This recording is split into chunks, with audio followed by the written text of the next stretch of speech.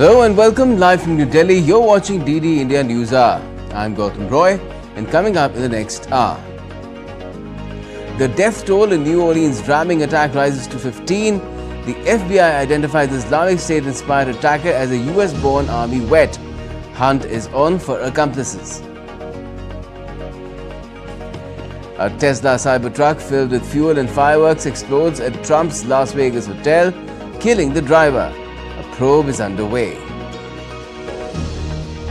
The South Korean police raids Jeju Air offices and the Milan International Airport operator as part of the probe into the Boeing crash that killed 179 people.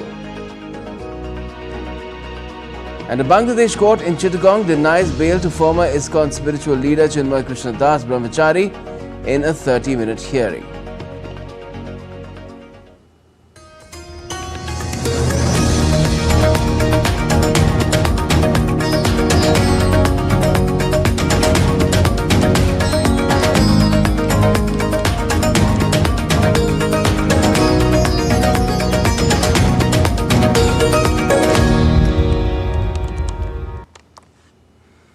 Now, the year began violently in America as a man drove deliberately at high speed into a crowd of New Year revelers in New Orleans, killing at least 15 people and wounding more than 35. The attacker has turned out to be a US-born army vet with an Islamic State connection. Here's a report. At least 15 people were killed and dozens injured when a driver rammed a pickup truck into a crowd during New Year's celebrations in New Orleans early on Wednesday morning. The FBI identified the attacker as Shamsud Jabbar, a 42-year-old US citizen who once served in Afghanistan. He was later killed in a shootout with the police. A flag linked to the Islamic State group was discovered in the vehicle, and the FBI is investigating potential ties Jabbar may have had with terrorist organizations. Investigators suspect he may not have acted alone, as improvised explosive devices were found in the vicinity. The subject has been identified as 42-year-old Shamsud Jabbar, a U.S.-born citizen from Texas. He was driving a Ford pickup truck, which appears to be in red tint, and we are working to confirm how the subject became in possession of this vehicle. An ISIS flag was located on the trailer hitch of the vehicle, and the FBI is working to determine the subject's potential associations and affiliations with terrorist organizations. US President Joe Biden has condemned the horrific car ramming incident. FBI had discovered videos posted by the driver on social media hours before the attack.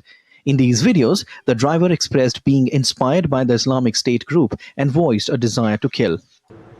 The FBI also reported to me that mere hours before the attack, he posted videos on social media indicating that he was inspired by ISIS, expressing a desire to kill, The ISIS flag was found in his vehicle, which he rented to conduct this attack. Possible explosives were found in the vehicle as well, and more explosives were found nearby. The situation is very fluid, and the investigation has a preliminary stage. And the fact is that right now, the law enforcement and intelligence community are continuing to look for any connections, associations, or co-conspirators. Meanwhile, President-elect Donald Trump reignited the debate over immigration and crime following the car ramming incident, blaming Democrats for dismissing his warnings about criminal migration into the US. International condemnation poured in for the attack in New Orleans. Messages of condolences poured in from global leaders, including Israeli Foreign Minister, Ukrainian President Volodymyr Zelensky, French President Emmanuel Macron, Canadian Prime Minister Justin Trudeau, and others. Bureau Report, DD India. A Tesla Cybertruck exploded in flames outside the Trump International Hotel in Las Vegas on Wednesday, again in the US, leaving one person dead and injured 7 others. The Federal Bureau of Investigation is now investigating the incident as a possible attack of terrorism.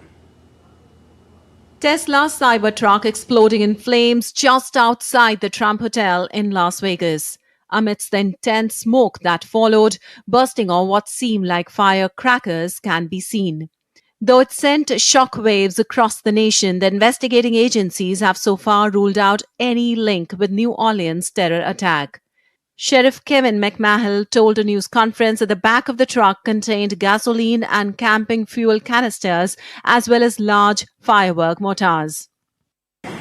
So those are gasoline canisters, they are camp fuel canisters, and large firework mortars.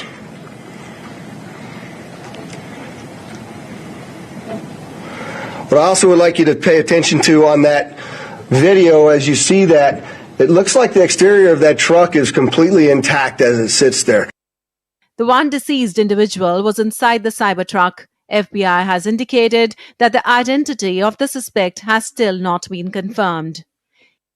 As of right now, our number one goal is to ensure that we have the proper identification of the subject involved in this incident.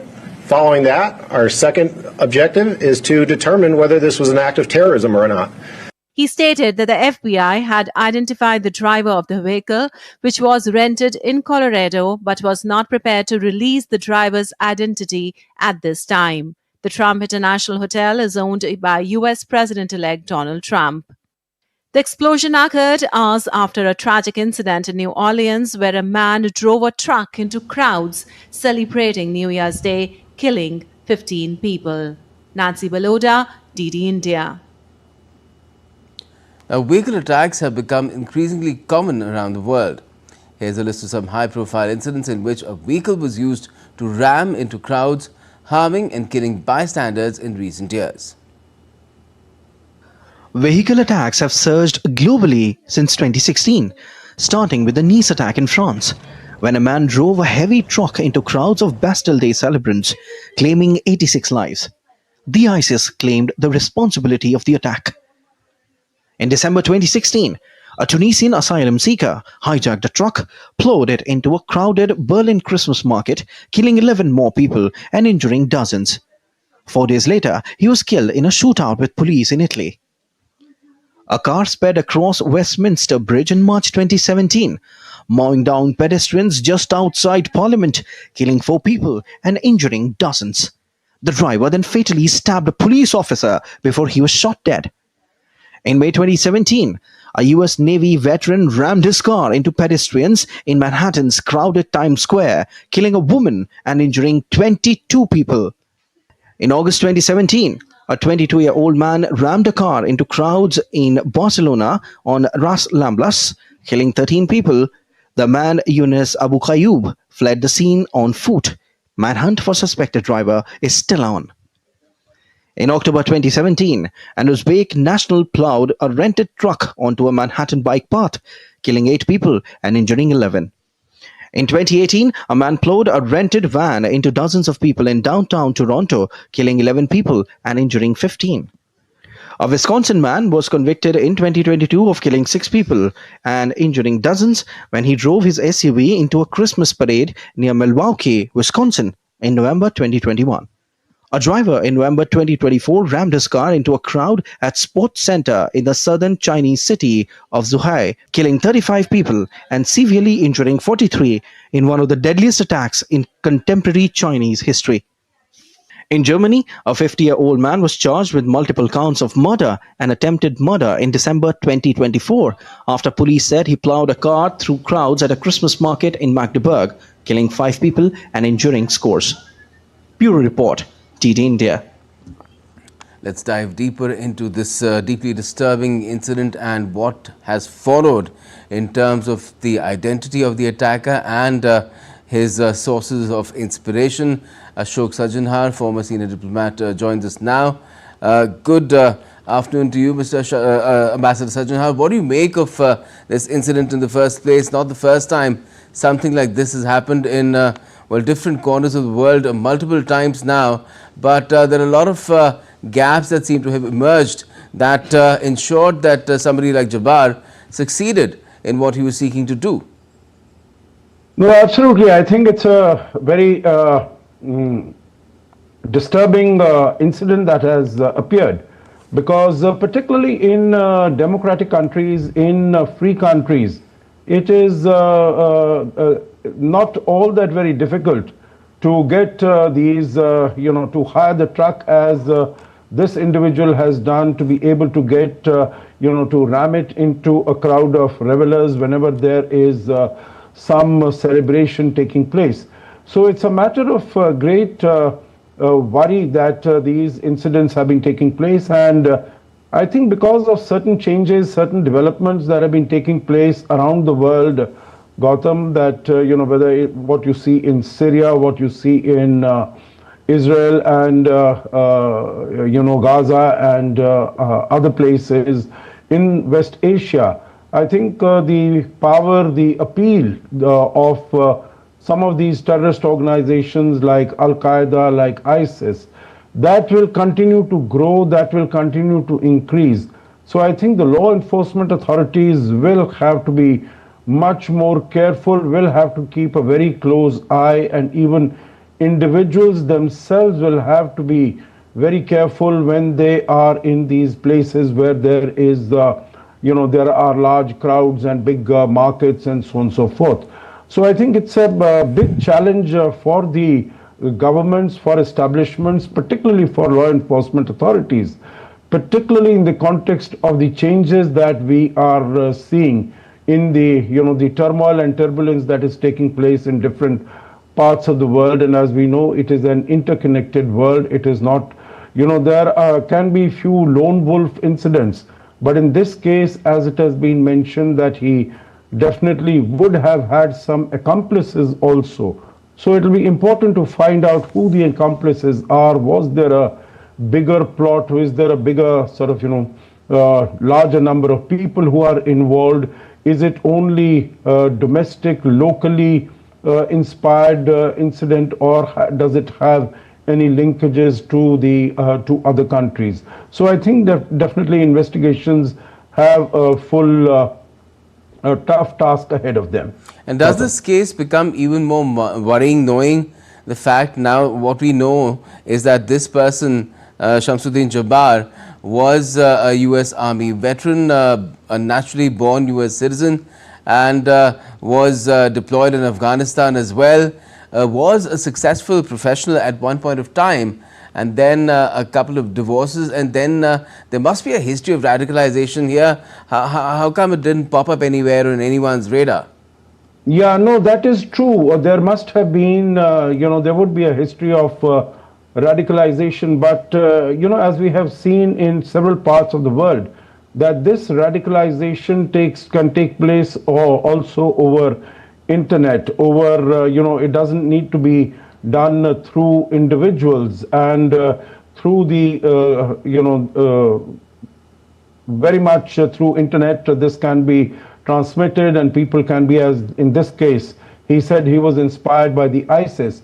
So definitely this can happen, and that poses even greater challenges as far as the law enforcement authorities are concerned, because what we find is that these radicals, extremists and terrorists, they are a step ahead of the law enforcement authorities, while as far as technology is concerned, the law enforcers will also have to ensure that they are keeping pace with whatever is happening as far as those who are trying to reach out to innocent minds. As you said very correctly, he was in Afghanistan from 2007 to 2020, and what must have inspired him, of course, we've seen President-elect Donald Trump saying that he has been warning against immigrants. But of course, as far as this individual is concerned, it is not a case of immigration, because he is a naturalized US citizen. So he apparently was also born in the United States. So, he in any case would not have been caught by any of the restrictions if they had been placed. But yes, it does lend a much greater support and strength to his own argument when he takes over after about 18 days or so as to what action he is going to take against the immigrants, because in many of the other places, the news reports that you showed, Gautam, earlier, in most of those cases, the actions had been committed by the immigrants, those who had come into those countries. So of course that strengthens the case that President-elect Donald Trump has said.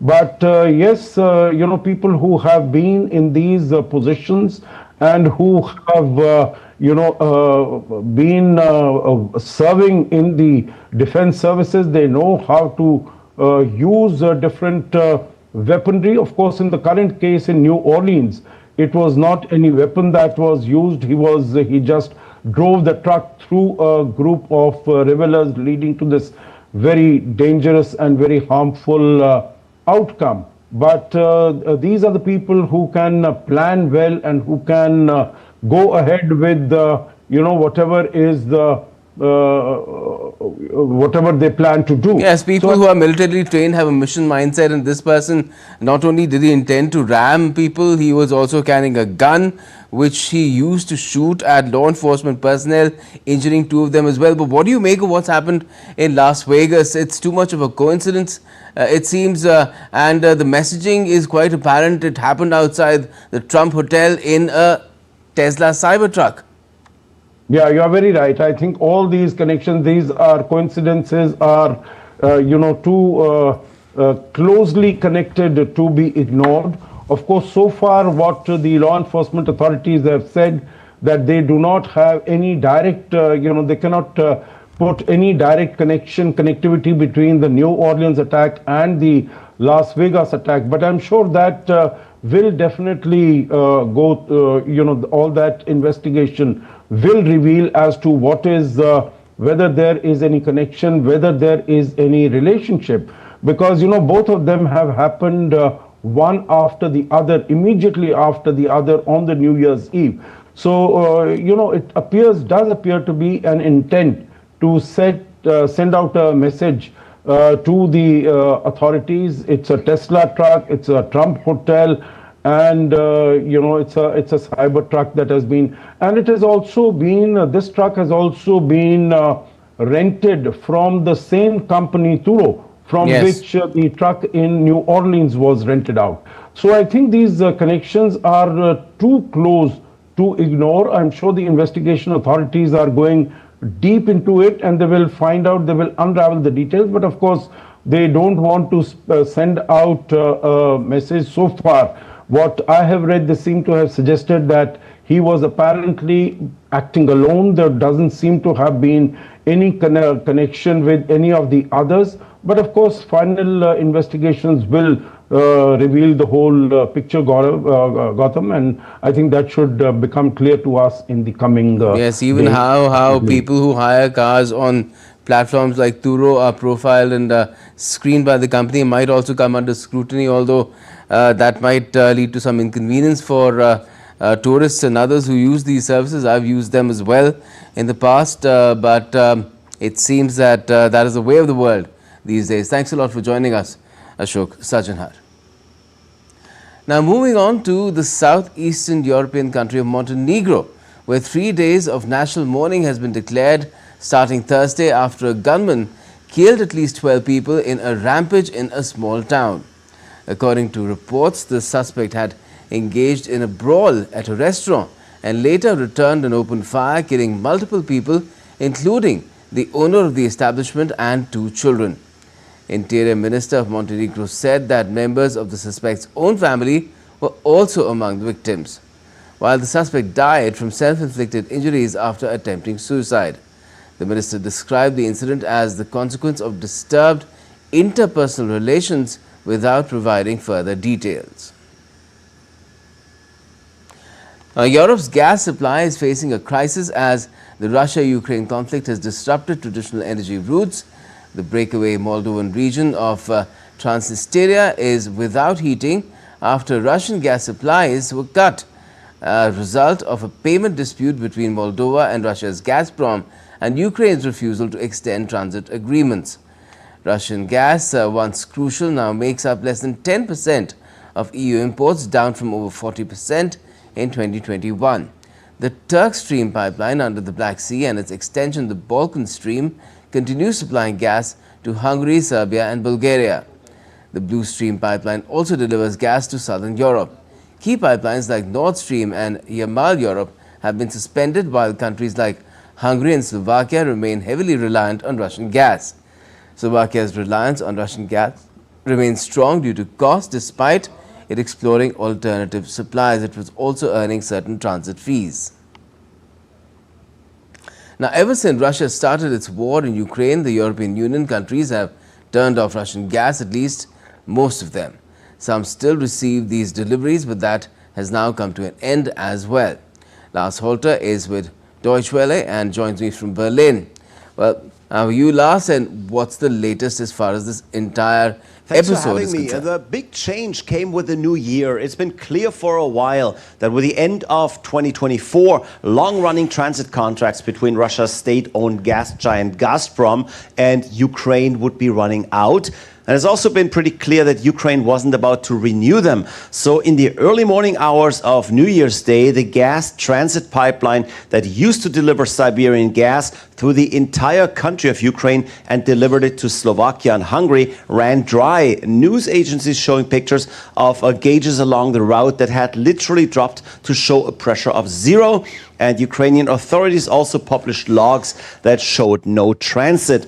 Now, none of this, I should say, was surprising. Ukrainian President Volodymyr Zelensky had recently talked about what was to come when he joined an EU meeting in Brussels. Back then, he made it clear that, quote, "We will not continue the transit of Russian gas. We will not give them the opportunity to earn additional billions on our blood." Now, last, with most of Europe cutting off gas deliveries from Russia, how much gas was actually still going through this pipeline? Well, much less, of course, than they used to send. For all of 2024, transit likely totaled less than 14 billion cubic meters. Now, that's nothing compared to historic numbers. At their peak in 2018-2019, annual flows to the European region reached up to 180 billion cubic meters. And even in 2022, deliveries amounted to 64 billion, and then in 2023 to 28 billion cubic meters. Now, those numbers show that cutting transit through Ukraine will be costly for both sides, though. In fact, in pre-war years, Ukraine received several $billions a year from transit, and even in 2024 now, those old-standing contracts with Gazprom netted the country about $800 million. That is money Ukraine won't receive any longer, and in a situation of war where the country is desperate to fight off the Russian aggressor, this is painful. However, financial losses are, of course, much higher on the Russian side. Moscow will lose out on around $5 billion worth of gas sales, and those are the 2024 numbers. Historically, Moscow raked in tens of billions through gas sales transiting through Ukraine. And Lars, what does it all really mean for European countries which depended on Russian gas? Well, it differs from country to country. Obviously, ever since the war started, most EU countries haven't bought Russian gas at all. However, some did, and Hungary, Slovakia, the Czech Republic, and Austria continue to receive some Russian gas, and they will, even with transit through Ukraine, no longer possible. And that's because Russia still exports gas through the Turk Stream pipeline on the bed of the Black Sea. One other country, however, is really feeling the pinch, and that is Moldova. Just like Russia and Ukraine, a former member of the Soviet Union. Moldova is a landlocked country, and the government there said that it simply can't replace Russian deliveries through Ukraine, and that they will have to reduce its gas use by at least a third. All right, Lars, thank you so much for joining us with those updates from Berlin. Now, Poland has taken over the presidency of the Council of the European Union, taking over from Hungary, marking the start of a 6-month rotation. EU member states take turns every 6 months to chair meetings of the bloc's member governments and liaise between them and other EU institutions. While 2024 saw Belgium and Hungary preside, Poland and Denmark take charge in 2025. The Polish EU presidency said on its website that priorities for its tenure would include European security and climate change. As a nation bordering Belarus and deeply affected by the ongoing Russia-Ukraine conflict, it also seeks to address migration and border security challenges. Now, smokers in Milan risk being fined for lighting up on city streets or in crowded public areas after the country's toughest ban has come into effect from the 1st of January. Those who defy the new prohibition in the polluted northern Italian city could be fined between 40 to 240 euros. Milan, known as financial and fashion capital of Italy, also carries the tag of being one of the most polluted cities of Europe. Situated in the middle of the industrial Po Valley and choked with road traffic, Milan has been fighting pollution since long. Milan's air quality ordinance, passed in 2020, called for progressively stricter bans on smoking. The latest smoking ban applies to all public spaces, including streets. Local officials say the measure is aimed at reducing airborne particulates to improve the quality of the city's air. Italian Tobacconists Federation expects business to drop by 20 to 30%. Italy's first national smoking ban in 1975 prohibited smoking on public transportation and in classrooms and certain other areas. Some 19% of Italians smoke lower than 24% average within the European Union. Cigarettes in Italy are also among the cheapest in Europe. In Italy, about 93,000 deaths per year are attributed to smoking.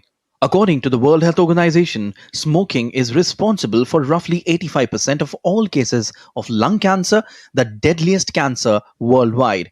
Within the European Union, 17 countries have passed smoke-free legislation, with Ireland, Greece, Bulgaria, Malta, Spain, and Hungary the strictest. In 2021, Milan banned smoking in parks and playgrounds, as well as bus stops and sports facilities. The latest smoking ban, effective January 1st, applies to all public spaces, including streets. Bureau Report, TT India. Detected 22 Chinese military aircraft, including J-16 fighter jets, carrying out a joint combat readiness patrol around Taiwan in conjunction with Chinese warships. This is the first combat patrol around the island of the new year. Taiwan's defense ministry said the Chinese aircraft flew in airspace to the north, west, southwest and east of Taiwan. The incident took place after Taiwan President Lai Ching-te again expressed willingness to talk to Beijing. He repeatedly called for talks have been rebuffed. On the other hand, Philippines on Thursday recovered a submarine drone suspected to be from China in waters off the central coast of Philippines. The 6-feet-long drone was discovered by 3 fishermen floating at sea around 9 kilometers off the coast of San Pascual in Masbate province. The police termed it a warning of potential national security implications. The yellow drone was marked with HY119, that refers to a Chinese underwater navigation and communication system. The Philippines and China over years have clashed for maritime rights in the South China Sea. Let's now take a look at some other stories making news around the world as well. Ivorians in Abidjan, West Africa, welcomed President Alassane Ouattara's decision to end the French military presence. While some praise the move, others stress the need for French expertise in technology and security amid regional jihadist threats. France plans to reduce its troops in West Africa from 2,200 to 600. Britain has stepped up efforts to fight illegal migration and strengthen border security, with the government saying that suspected people smugglers will face severe curbs under new laws. The number of irregular migrants arriving in Britain on small boats soared in 2024. According to government data, some 36,816 people were detected in the channel last year, a 25% increase from the previous year. Japan's Emperor Naruhito has addressed the nation on Thursday, wishing for a peaceful and prosperous year ahead. Joined by Empress Masako and former Emperor Akihito, he expressed hope despite potential challenges.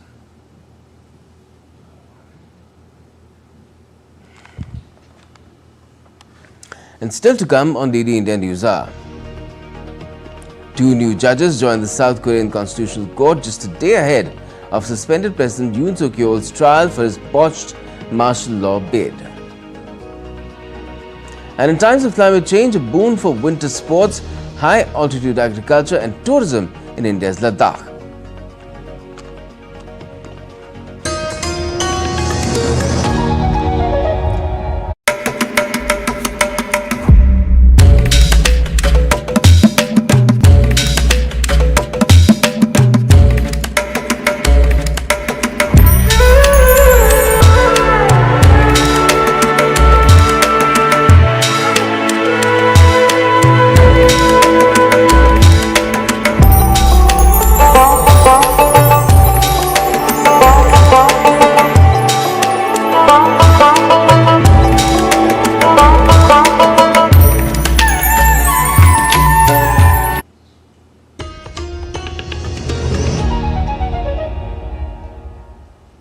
Welcome back. You're watching DD India News Hour. I'm Gautam Roy. And before we go any further, another look at our top stories. The death toll in New Orleans, a ramming attack, rises to 15. FBI identifies Islamic State-inspired attacker as a US-born Army vet. A hunt is on for accomplices. A Tesla Cybertruck filled with fuel and fireworks explodes at Donald Trump's Las Vegas hotel, killing the driver. A probe is underway. And South Korean police raid Jeju Air offices and the Milan International Airport operator as part of the probe into the Boeing crash that killed 179 people. In South Korea, supporters and opponents of impeached President Yoon Suk Yeol gathered outside his residence while a security team prevented police raids in a dramatic standoff. Meanwhile, Yoon remained defiantly inside his residence, resisting arrest for a third day on Thursday after vowing to fight authorities seeking to question him over his failed martial law bid. Yoon sent a personally signed letter to his supporters, thanking them and vowing to fight until the end to protect the country. Separately, the Constitutional Court is hearing Yoon's impeachment trial with the second hearing scheduled for Friday. Meanwhile, the Constitutional Court has held an inauguration ceremony for two new judges, Cho Han Chang and Yoon Ge Seon, on Thursday. Both the justices were appointed by acting President Choi Sang-mok on the 31st of December. The inauguration on Thursday brings the number of justices to 8. The ceremony was held just a day before the trial on suspended President Yoon's martial law bid. The court is set to decide the fate of both Yoon and Prime Minister Han Duck-soo, who was the first acting president after Yoon's impeachment, on whether to oust them from their positions completely or restore their powers. South Korea's constitution requires 6 of its 9 justices to agree on the ousting of an impeached president. And staying with South Korea, the authorities are intensifying their investigation into the deadly crash of the Jeju Air flight. The crash, which claimed the lives of 179 people, is being closely examined with multiple raids carried out at key locations, including the airline's office and Milan Airport. Here's a report by DD India's Harshita Oberoi. Police conducted sweeping raids at Milan Airport, Jeju Air Seoul office and a regional aviation hub on Thursday morning. These searches are part of a high-stakes investigation into one of South Korea's deadliest air disasters. The cockpit voice recorder, a critical piece of evidence, has been recovered and is being analyzed. Acting President Choi Sang-mok announced at a disaster management meeting that the audio conversion of the recorder's data is expected to be completed by Friday. 해당 기종에 대한 국민들의 우려가 큰 만. The data extracted from the voice recorder for the accident investigation will be converted into audio by tomorrow. An analysis of the flight recorder is scheduled to begin at the U.S. National Transportation Safety Board with the participation of our investigator. 비행 기록 장치는 우리 조 The flight data recorder, another crucial device, has been shipped to the United States for analysis at the National Transportation Safety Board. Experts from both South Korea and the US, including representatives from Boeing, are working at the crash site in southwestern Milan.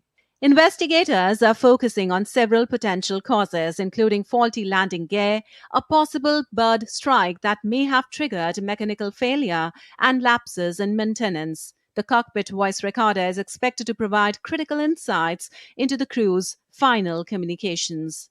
Meanwhile, officials have pledged full transparency and accountability. Acting President Choi emphasized the urgency of the probe, stating that immediate action would follow if inspections reveal lapses in safety protocols.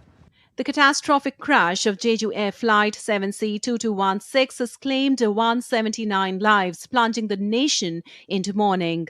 With so many lives lost, this investigation has become a national priority. The people of South Korea are demanding answers, not only to understand what went wrong, but to ensure such a tragedy never happens again. Harshita Oberoi, DD India.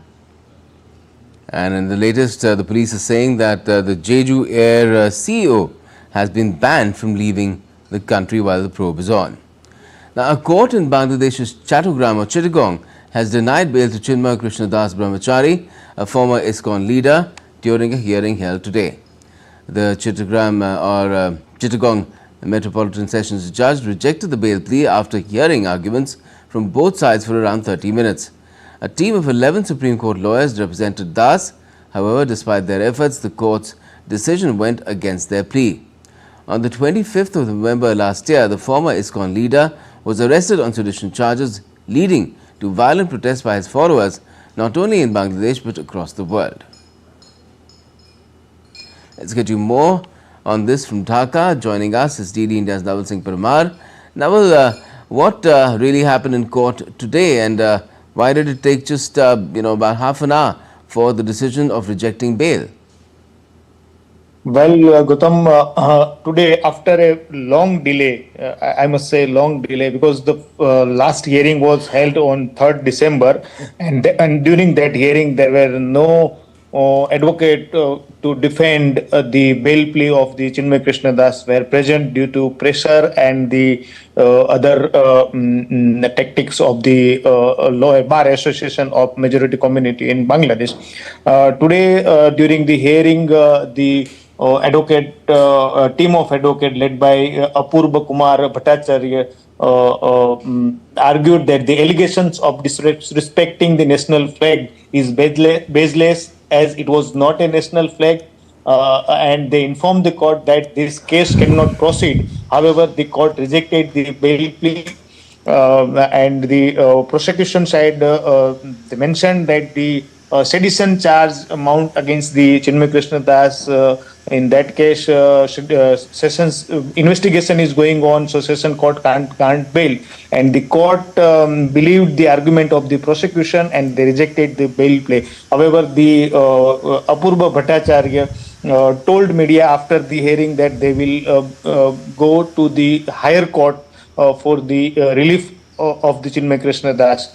Earlier on December 12, another Supreme Court senior advocate, Rabindra Ghosh, also filed some petitions to expedite the hearing in the bail plea of the Chinmoy Krishna. That was also rejected by the court. So the team of advocates and the Chinmoy Krishna Das are facing a tough legal challenge here in Bangladesh to get a relief from the judicial system of the Bangladesh.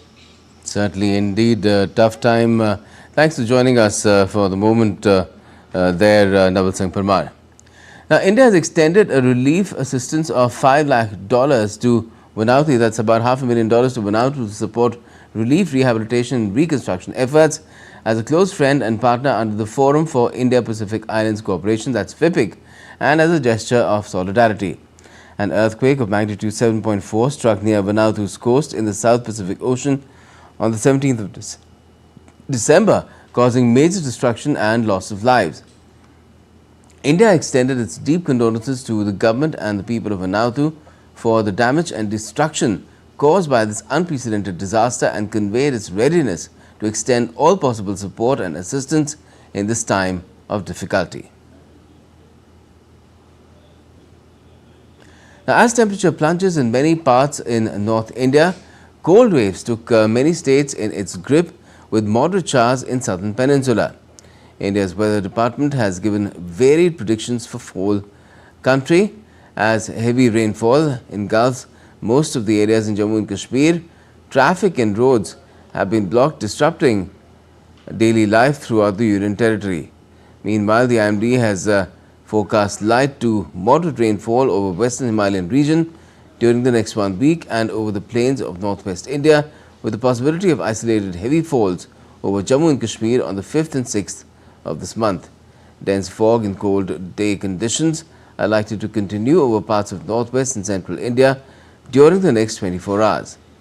Minimum temperatures may remain same over many parts of the country. However, these are likely to be less than 10 degrees Celsius over northwest, central and east India during the week.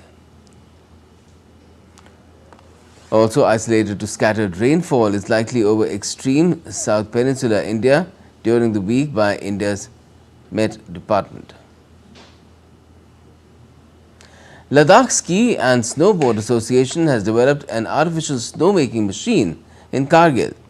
Designed by Sadiq Ali and his team, it produces 1 inch of snow over a 15 by 5 feet area within an hour. The machine ensures consistent snow cover for winter sports and tourism despite unpredictable snowfall. It also enables snow harvesting for irrigation, addressing water scarcity in Ladakh. Cost-effective and scalable, it can transform the region into a global winter sports hub. The association has also urged the Lieutenant Governor to invest in this game-changing technology for economic growth. 12 containers of hazardous waste from the urine carbide disaster 40 years ago is being transported from Bhopal to Pithampur in a large-scale operation under tight security. Take a look. Authorities have moved hundreds of tons of hazardous waste remaining more than 40 years after the Bhopal gas tragedy. About dozen trucks have transported 337 metric ton waste to the disposal site of Pithampur. The hazardous waste was sealed inside containers and the convoy was accompanied by a police escort. The convoy has been fortified with the highest security protocol ever witnessed in the movement of industrial waste in the country. The waste will undergo scientific disposal through incineration. The order to clear the waste was made in December after the 40th anniversary of the disaster by the High Court in Madhya Pradesh state, which set a one-month deadline. In 1984, 27 tons of methyl isocyanate used in the production of pesticides swept through the city of over 2 million people after one of the tanks storing the deadly chemical shattered its concrete casing. Aditya Srivastav, DD India, Bhopal. Let's now get to some other stories making news around the country. Now, according to the recent appointments announced by the Indian government, Rajendra Vishwanath Arlekar has been appointed as the governor of Kerala, while Arif Muhammad Khan takes over as the governor of Bihar. The new governors took oath at an oath-taking ceremony at the Raj Bhavan on Thursday. The government of the northern Indian state of Himachal Pradesh has launched a 15-day tour for orphan children, calling them children of the state. The government is fully funding their travel expenses as part of this initiative. And Shimla's historic open-air ice skating rink, over a century old, remains a winter highlight for locals and visitors. On New Year's Day 2025, the rink saw enthusiastic skaters enjoying its charm. Renowned for hosting competitions, and the rink continues to be a treasured landmark for winter recreation. And still to come on DD India News Hour. Indian pacer Akashdeep is ruled out of the fifth and final test of the Border Gavaskar series in Sydney due to a bad back. And Punjabi singer, musician and actor Daljeet Dosanjh meets India's Prime Minister Narendra Modi on New Year's Day.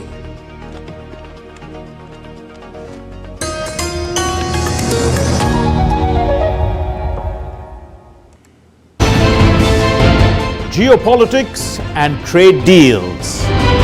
Economic challenges amid development. Hard work and the path to prosperity. It's the economy always. Between walkers, money is what money does and says. Supply creates its own demand. Between the bulls pulls and bears tears. When supply chains globalization and India rises to the podium.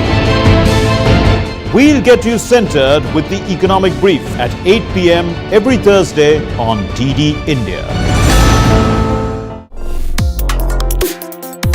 Complex issues, hidden agendas, twists and turns, strategic games.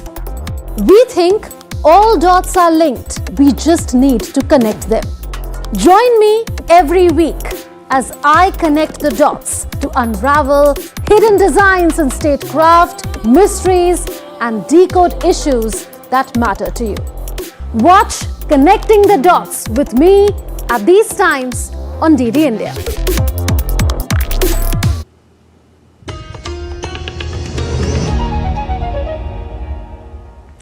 Welcome back. You're watching DD India News Hour. I'm Gautam Roy.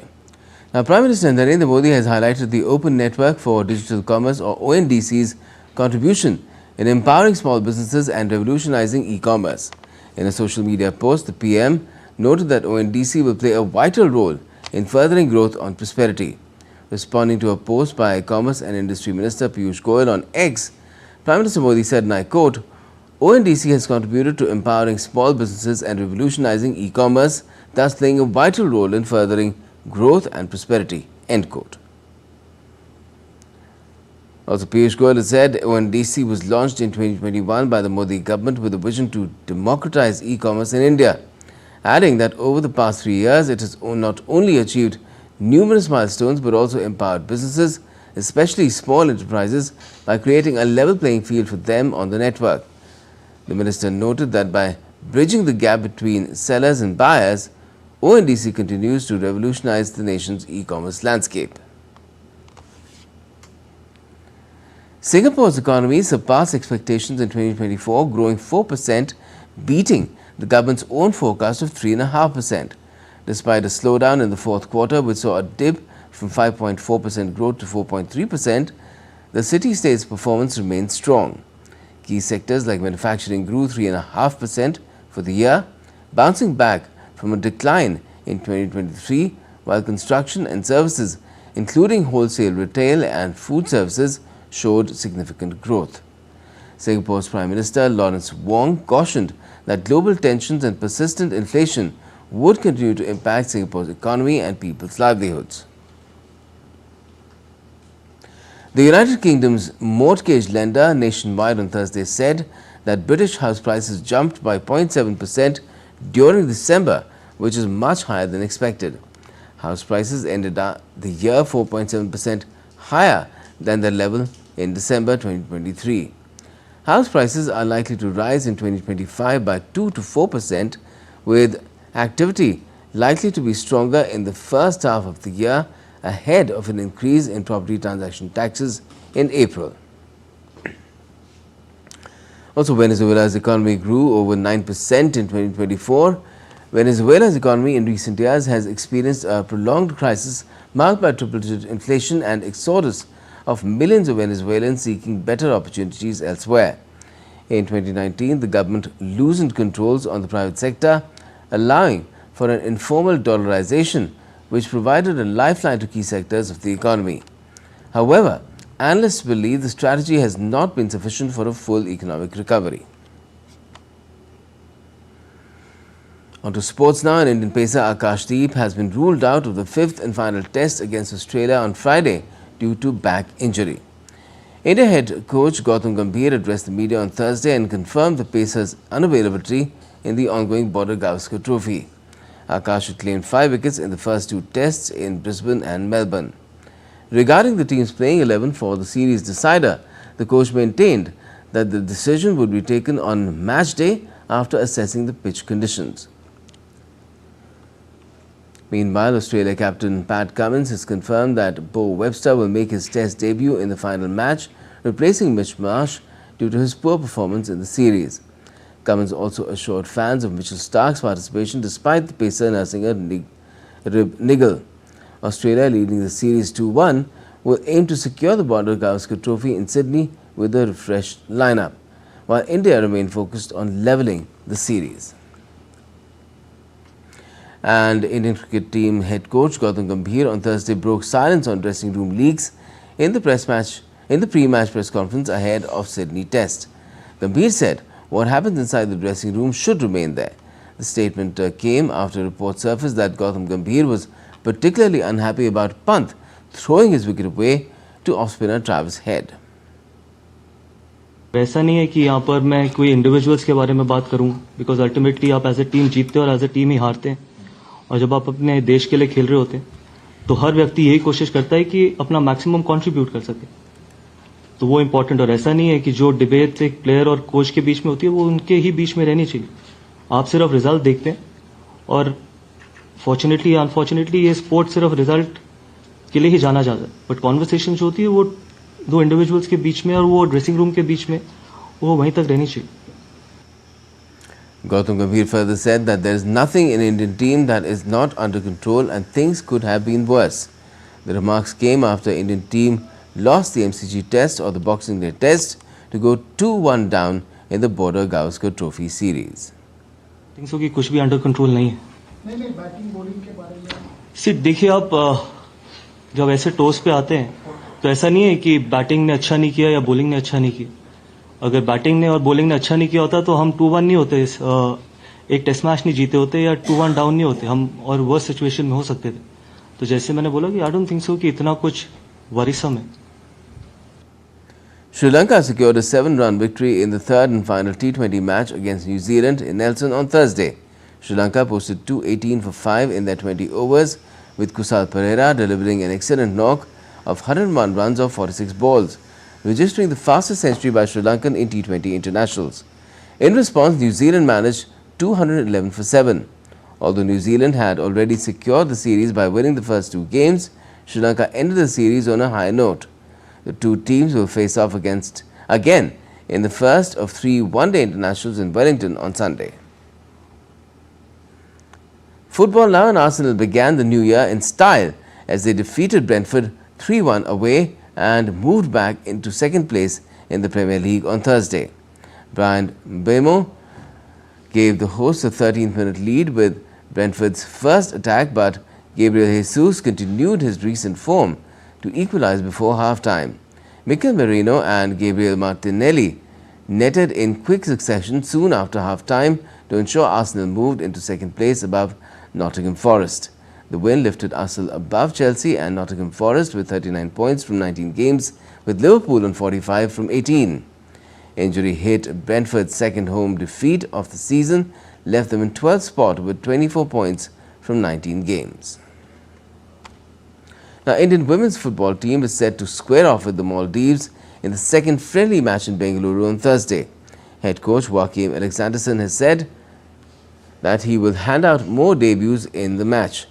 Alexanderson made a thumping start to his coaching career in India as the team thrashed Maldives 14-0 in the first match.